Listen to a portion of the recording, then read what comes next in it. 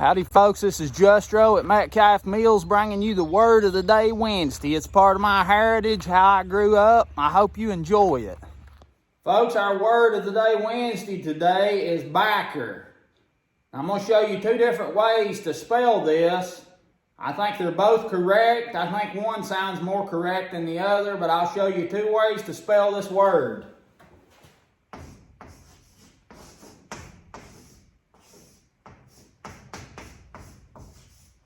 B-A-C-C-E-R, backer.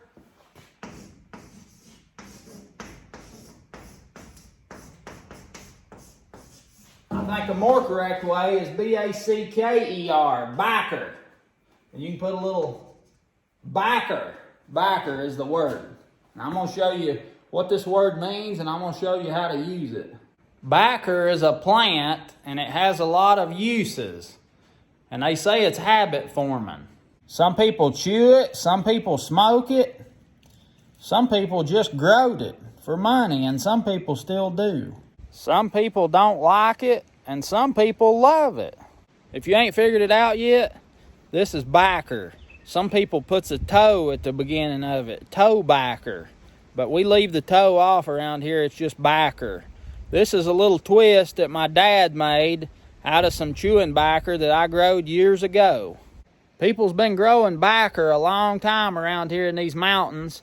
Some people grow chewing backer for their own use. Some people grow burley for a commercial crop to sell, and some people grow both. I need to trim these grapevines. Some people chew it, some people smoke it. Some people smoke it while they're chewing it. Yeah, I've seen it. Yeah. If you're country people, you better keep one of these around because somebody's going to show up with a chew and they're going to need somewhere to spit. And you don't want them spitting in the floor.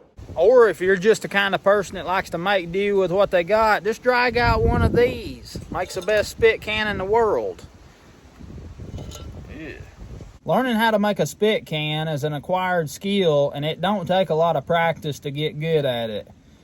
You just take a paper cup, styrofoam cup, tin can, any kind of a disposable vessel, put some wadded up newspaper in the bottom, some napkins, a paper towel, whatever you got, or some sawdust. Just anything to absorb some liquid, and voila, you got a nice spit can.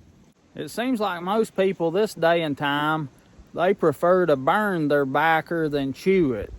I guess it just goes along with most people want to do things the easiest way possible, and it's a lot easier to burn it than it is to chew it. I'm going to give you some examples of how the word backer is used in communication here in the mountains. Yeller locust. That'll heat you. Pops, let's put out the swing now. Okay, Shar, but I got to have me a chew of backer before we start this job. Okay. When my old buddy Robert gets him a chew of backer, he'll say, "That's mighty encouraging." Where's my backer knife?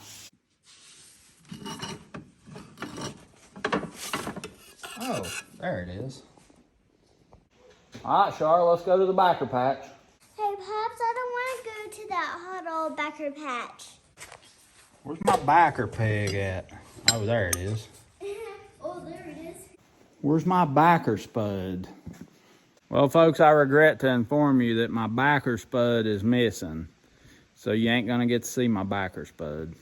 That's how you know if somebody that chews backer is sitting in a level spot. Backer juice runs down both sides of their mouth, not just one.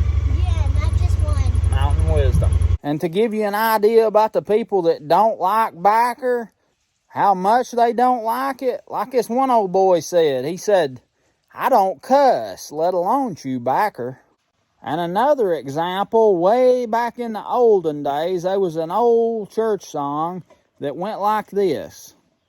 "This train don't carry no jokers, no tobacco chewers and cigarette smokers." Yeah. Now, I growed up with two parents that used backer. Daddy chewed and mother smoked. And you learned right quick how to stay out of the backer juice and stay downwind of the smoke.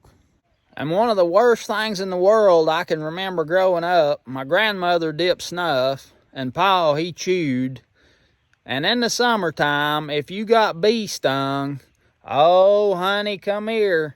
They'd get a little of that snuff out of their lip and just paste it all over your bee sting. That's how they treated the bee sting. So after one or two of them, you didn't mention nothing else about getting bee stung. I'm going to tell you one more little story. It ain't necessarily to do with biker, but that's part of it. This feller we used to know named Billy, he went to the hospital to see this old lady that was in the hospital, and she dipped snuff, and she was dipping snuff in the hospital. And he could see snuff around her mouth. You know, some of the old people, they dip snuff, and they'd have it all around their mouth. You could see it. But anyway, he is in her hospital room, and he is sitting there, and there's a little bowl sitting right there on her little rolling table there beside of her hospital bed. It had peanuts in it. And he kept looking at them peanuts, and he said, ma'am, do you care if I eat some of them peanuts? She said, no, honey, help yourself. He started eating, got him a handful of them peanuts, started eating them. He finished that. He said, you care if I get me a few more than? No, honey, help yourself. Get all them peanuts you want. All I do is just suck a chocolate off of them. Whoo!